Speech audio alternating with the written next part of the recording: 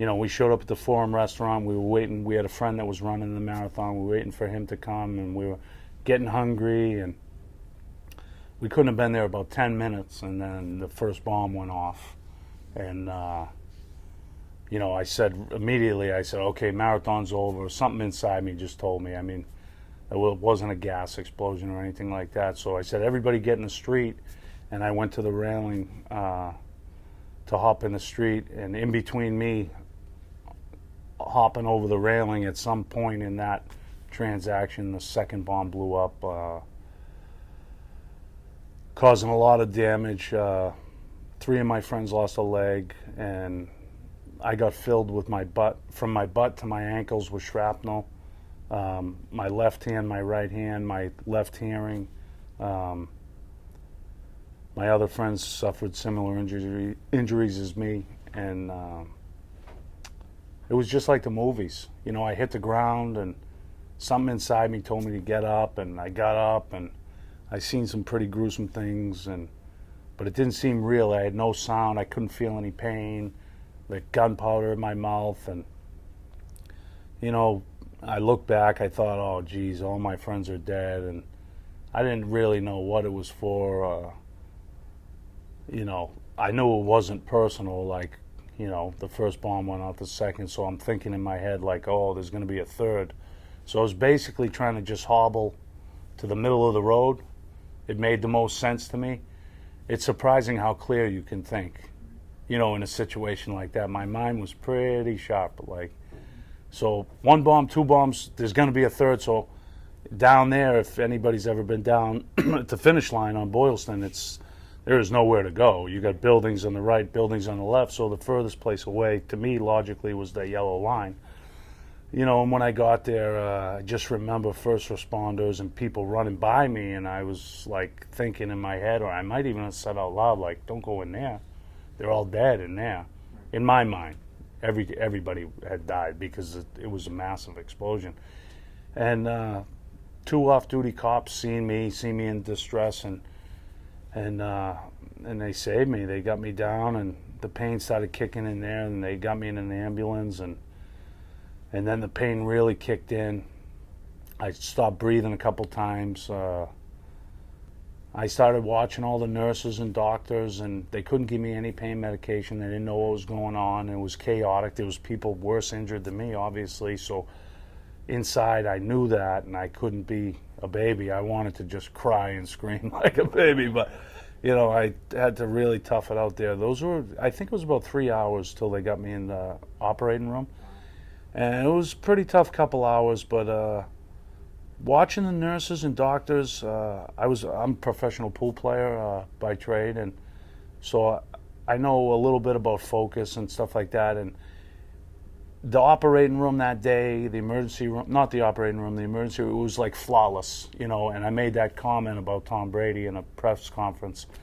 And I still mean it to this day. I've never seen Tom Brady or the Patriots put a drive together that was quite as efficient as the emergency room that day.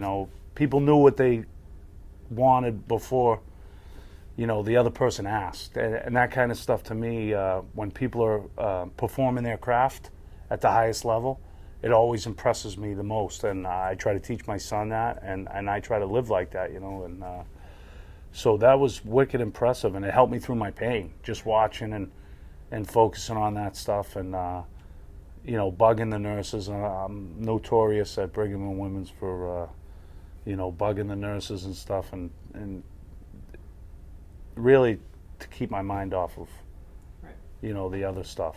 And so they put me into surgery, and I woke up, and within a day they were telling me all my friends were alive. But those first 4 days after I woke up were pretty rough, roughest days of my life. Things started slowly getting better from there. They brought my son in to see me, and when he seen me, it was a big relief, because he got to see that I have my legs, and Dad's okay, and that got better. And my biggest problem in those first 4 or 5 days was when I was left alone. When people were there, things were good, and even when they were just working on my legs or working on my hands, things were okay. But when I got left alone, I was doing some self-destructive things, taking the bandages off. I had pieces of my jeans in me, so I was picking them out, and they kept telling me, you gotta find a better way through this. And one of the nurses mentioned, oh, we'll put you in a straitjacket or a glass bubble, something like that, just joking with me, like things, you got to make things better. And that's when I started noticing all the letters that they'd been putting on the walls. My family or the nurses had been putting the letters from kids all over the world, all over the Boston area. And instead of taking my bandages off, doing the same stuff I was doing, I started reading the letters. And if you know kids are pretty raw, so there was some funny letters, and now we're laughing. And everybody that came in the room, celebrities, athletes, family, friends, doctors, nurses, I started, hey, read this letter, read that letter, and my room became like a funny type of happy place, and that's when I really started kicking in the idea for a foundation. I was looking at them online, and Michelle Obama had come visit me, and this is what really kicked it. She comes to visit me, and I had one of the bigger rooms on the wing. So the nurse is running around, she's all excited. Michelle Obama's coming, she's all excited, and I said, well, when she comes, come in the room. And she's like, you don't mind? I said, no, I don't mind. Why? She's like, well, because, it's for you. And I'm like, well, what about the other patients? Did any nurses get to meet her? And they're like, no, nobody's. I said, well, anybody that's not busy, tell them they can come in my room. So we had like 30 people in the room, and Michelle Obama's an angel. She shook every single person's hand, very personable. She hugged and kissed my son, which freaked him out a little. She hugged and kissed me. It was really cool. I was nervous and scared, so I tried to tell a joke. Wasn't that funny? And she left. And I never got to tell her about the kids, the letters, because I was so nervous and scared. And I seen how excited everybody was to see, and that started kicking in the idea, like, geez, if there was a camera here, not only could the 30 of us seen it, but everybody could have seen what just happened. It was a really good, positive thing. Instead of the bomb on TV going off all the time, we could have, seen that event. And as far as the kids go and the letters go, I just made a vow to myself that nobody would ever hear my story again without hearing about the letters from the kids. And then it just took off from there, and I've been going with that ever since. That's been my mission and my cause, is to help kids, help people. The bomb itself is despicable. It's one of the worst things humans can do. In nature, there's nothing that compares to it. So we're not really ready. There's no mechanism in humans to cope with a bomb or an explosion or anything like that. But it's 1 second. And it's 1 second of pure evil. But it's followed by the endless seconds of good. And it's all that good that I think needs to be exposed. And For Boston is doing that. So I'm on board. And Adam, that helps with the Greg Hill Foundation, Adam and Erin and Caitlin, they know that that's all I want to deal with. And I'm super glad for them making this connection, because I don't want to deal with any of the 1%, we'll say, of the worst of humans, whether it's terrorism, bombs, drugs, crime. All this it's a very small percentage, but it gets played 8 hours a day on TV, 12 hours, 24 hours a day on TV. And looking at that, our youth think that's the world we live in. And the Heroes Hearts Foundation, Jarrod, Clowery, and a lot of people I've met along the way know that that's not the world we live in. So anybody who's about that message, that's the overall message. Now, I'm on board. And all people got to do is change their point of view just a little bit, and things can get better in a serious way. I'm a very grateful person, and I just wanted to think of a way I could give back. So helping kids was the number one goal, the number one mission, but how do you help kids? And I picked anti-bullying. I think it's pretty prevalent today. You're always hearing it in the news and things like that. And studies have shown over the last 20 years that, some of the anti-bullying programs have been counterproductive. So we're trying to come at anti-bullying in a new way, a new direction. One message to kids: point of view, perception. Look into it from now until the day you die, because I think point of view and perception is what puts up a lot of walls in our society, and in life and growth is our point of view. When I talk to kids, sometimes I'll put something, like on a telephone. I'll put it sideways and nobody can really guess what it is. But then when you turn it face forward, oh, it's a phone. Well, is it a phone? It's a computer also. And so through your point of view, you find out that this thing is much more than just a black line. Perception, I think, is the number one thing that's helped me grow in my life and helped me shed a lot of my ego and a lot of some of the things that were holding me back in my personal life. So I try to get that message across to kids, to always try to look at the other guy's point of view, and the grass isn't always greener on the other side of the fence. Bob Kraft, yeah, Bob Kraft might be, he really he really pushed me to have the confidence to start a foundation and just to move forward in general from the bombing and everything I went through. So that I was in rehab at the time. I was a lot better. I was a lot more lucid. And by this time, everybody's heard my story. And they say, Bob Kraft's coming in to visit some of the patients. And, it likes to be called Robert or whatever they say when they prep you, that somebody's coming in. And he's only got about 10 minutes, so make it brief. And, I'm saying, yeah. He's going to hear about the kids and he's going to hear about the foundation. Or I don't care, That's what he's going to hear about if he comes visit me.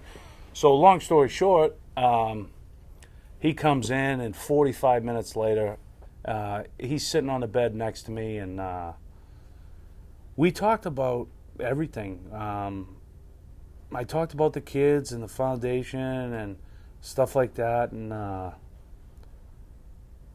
we talked about his wife passing, and he cried. He cried a little bit. Back then I was crying a lot. It didn't take much to make me cry. But he starts talking about his wife, and I see him cry, and I cried, and it's Bob Kraft. So if you're from New England, Bob Kraft, he's done so much for New England. Bringing us the team that he brought us, the new stadium, all the charity work his players do, and all the charity work he does is amazing. Now here he is on my bed. He's telling me personal story about his wife passing and things like that, and he's crying. I wanted to scoop the tear off his face. I remember thinking that in my head. You ever talk to people and you think something totally kind of off base? I remember looking at the tear saying, geez, I'd like to scoop that off his face and have it for a souvenir. This is Bob Kraft's tear. But he's a man. He's just a man like everybody else, and I think the public forgets that with a lot of famous people and personalities and people with wealth. To talk to Bob Kraft, you wouldn't know he had one dime. He's got the suit top on and he's wearing jeans. The suit top we all see him in, but he's wearing jeans and he's got Reeboks on, or Nikes. Were they Nikes, Jarrod? Yeah, they were Nikes, and they were Nikes that Nike makes for him. Oh, really? And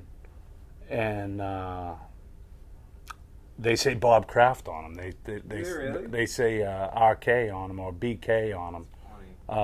So he took them right off. Like he's got, he passed the sneaker around the room, and he brought me a signed because of the comment I made about Tom Brady.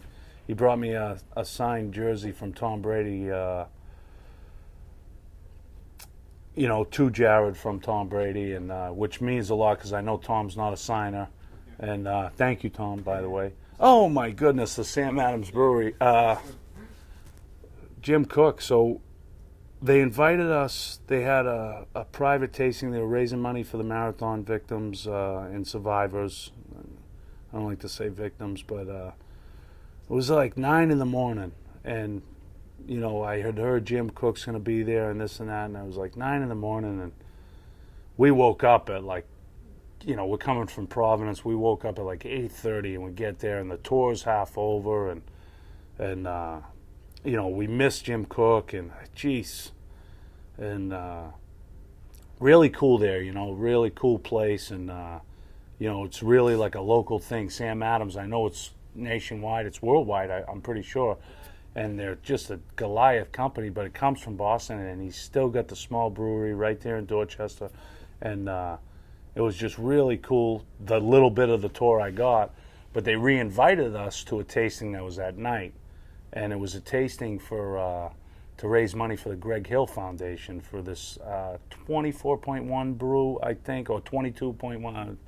I don't know. I drank some of it, but so we go there, and they give us the Dixie cups and things like that, and they had a nice spread barbecue and a lot of cool people there, and it was fun. And I'm a beer drinker when I don't have work. I drink beer, and we have these, like I said, we have these Dixie cups, and I drank 3 or 4 of them, and I look over, and Greg Hill's standing there, and I know him a little bit, and he's standing there with some guys, and they got like 20-ounce glasses.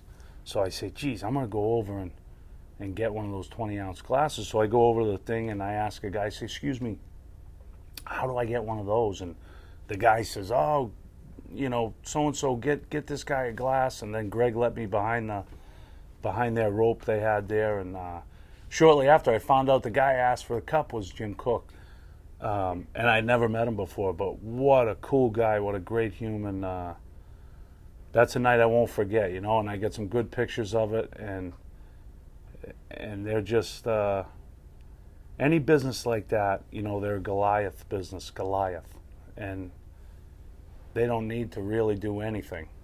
And it seems like in the Boston area, even outside the bombing, Sam Adams always pops up in different spots and doing different things that are good for the community. It's Jim Cook doesn't forget where he comes from, and what a good guy. That's a good business there. Awesome. And the beers are unbelievable. It's really good. Dropkick Murphys is another. They have a foundation, the Galatica Foundation, that did a lot for the marathon. Behind the scenes, they don't want any press, so sorry. Ken Casey from the Dropkick Murphys, great guy, hooked us up with Bruins tickets, and still has an open line of communication if I wanted to call him. Like, just good guys. All these people I mentioned, all these people I've met, and if I've forgotten any, my friends, my friends that were injured in the bombing, whenever I talk about the idea, they love it, and they want to support me and help me in any way they can. So it seems easy to do. When you have people that have achieved, the highest level in their chosen profession, telling you it's a great idea and it's a good cause, and they're willing to help, not just talk. Greg Hill backs it up. I mean, the guy's unbelievable. He's got his own foundation, does great things for people, and he's done a lot for the Boston bombing. And I've witnessed his foundation help things outside of the bombing, firefighters, police, etc. And for him to still jump in and help me with my foundation, it's a pretty selfless act. So these type of things just help me move forward, and plus hanging out with these type of people is pretty cool. Get to see who they are, and Good people. Good people. Right. Definitely. There's more good than bad out there. I want my foundation to recognize and help real heroes in everyday life. And I want my foundation to help kids, and help kids see a better point of view, always see other people's points of view, help kids with social behavior, and help kids with bullying in general. Mission accomplished. As far as me and my personal life, I'll be fine. I'm blessed. I'm very lucky. I made it through a tragic event.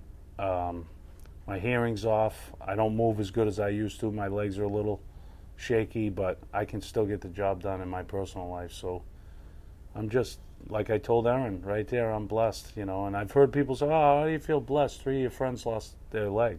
Go talk to my friends.